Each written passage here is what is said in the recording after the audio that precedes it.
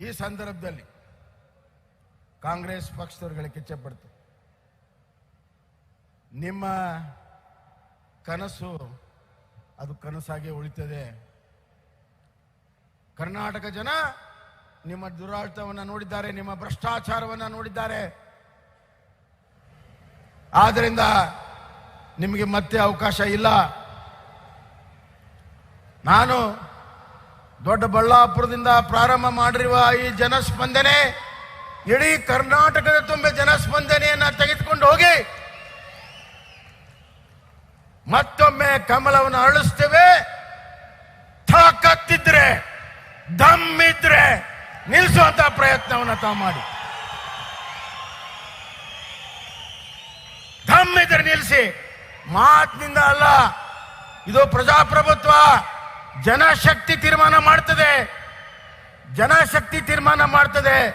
ನಿಮ್ಮ ಹಣದ ಬಲ, ನಿಮ್ಮ ಭ್ರಷ್ಟಾಚಾರದಿಂದ ಇಷ್ಟು ವರ್ಷ ಆಡಳಿತ ಮಾಡಿ ಭ್ರಷ್ಟಾಚಾರದಿಂದ ಕೂಡಿಟ್ಟ ಹಣ ಯಾವುದು ಪ್ರಯೋಜನ ಆಗೋದಿಲ್ಲ ಸ್ವಾಮಿ. ಎಲ್ಲೆಲ್ಲಿ ಇಟ್ಟಿದ್ದೀರಿ, ಏನೇನು ಮಾಡ್ತಾ ಇದ್ದೀರಿ ಅಂತ ಜನಕ್ಕೆ ಗೊತ್ತಿದೆ.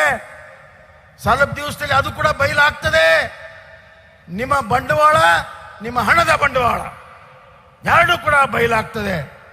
ಈಗ ನಾನು ಹೇಳಿದ್ದಲ್ಲಿ ಇವೆಲ್ಲ ಸ್ಕ್ಯಾಮ್ಗಳು ಸ್ವಲ್ಪ ದಿವಸದಲ್ಲಿ ಜನರ ಮುಂದೆ ನಿಮ್ಮ ವಿಕೃತ ಸ್ವರೂಪ, ನಿಮ್ಮ ನಿಜವಾದಂತಹ ಬಣ್ಣ, ನಿಮ್ಮ ಗೋಮುಖ ವ್ಯಾಘ್ರವನ್ನ ತೆಗೆದುಹಾಕಿ ನಿಮ್ಮ ನಿಜವಾದ ಸ್ವರೂಪ ಕರ್ನಾಟಕದ ಜನತೆ ಮುಂದೆ ನಾವು ಇಡ್ತೇವೆ.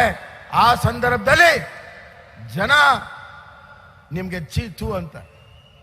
ಹೀಗಾಗಿ ಈ ಸ್ಪಂದನೆಯ ಯಾತ್ರೆ ಇಲ್ಲಿಂದ ಪ್ರಾರಂಭ ಆಗಿ ಕರ್ನಾಟಕದ ಹಳ್ಳಿಗೂ, ಕರ್ನಾಟಕದ ಮೂಲೆ ಮೂಲೆಗೂ, ಕರ್ನಾಟಕದ ಎಲ್ಲ ತಾಲೂಕಾ ಕ್ಷೇತ್ರಗಳಲ್ಲಿ ಪ್ರಯಾಣ ಆಗ್ತದೆ.